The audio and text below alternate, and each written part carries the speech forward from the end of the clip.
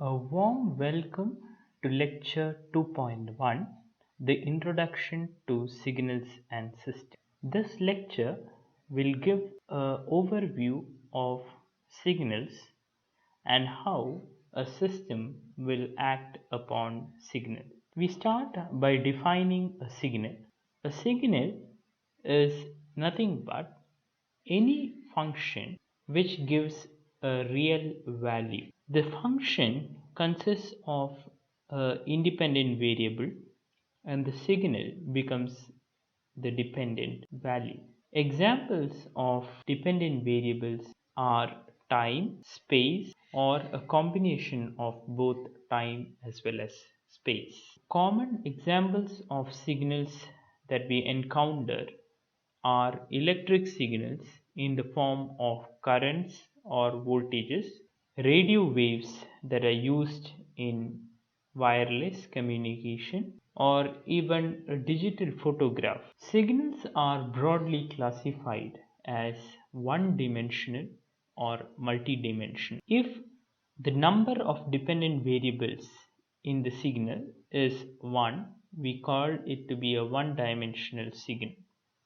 For example, the voltage signal is dependent only on the time, hence it is a one-dimensional signal. Examples of multi-dimensional signals include a digital photograph where each value of the pixel depends upon the position in the pixel map or the space, that is the X and the Y. In a video signal, there are three independent variables, namely X, Y, and the time. If there are a finite n dimensions or n independent variables, we call it as an n-dimensional signal.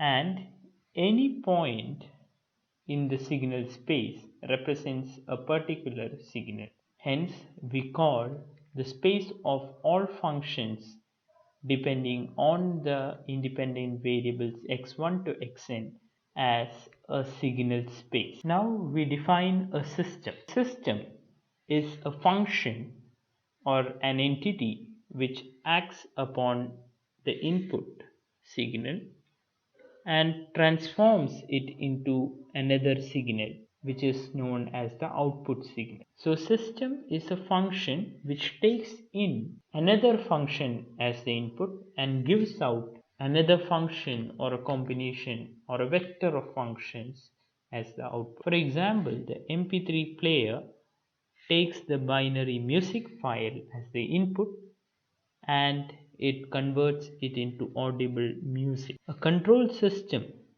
uses temperature as the control input and it is used for controlling valves which will involve mechanical movements. A signal, when fed into a system, undergoes a change or a transformation. We need a simplified notation or a simplified model to represent this action.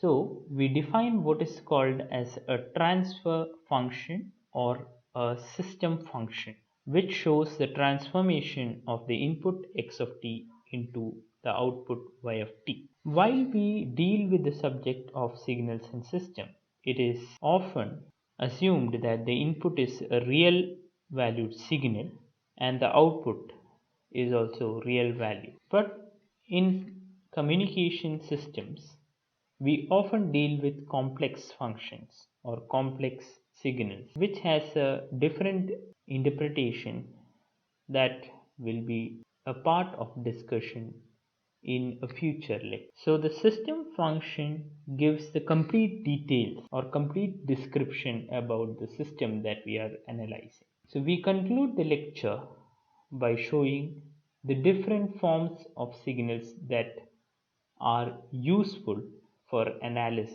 A natural signal is always continuous. So that means it has continuous values both in time as well as in amplitude. The second signal over here is continuous in time but discrete in amplitude, or what we call as the quantized signal. The third signal over here is a discrete time continuous amplitude signal. And the fourth one is a digital signal which is obtained by both sampling along the time axis and quantization along the amplitude axis. So that brings to the end of this lecture. Thank you.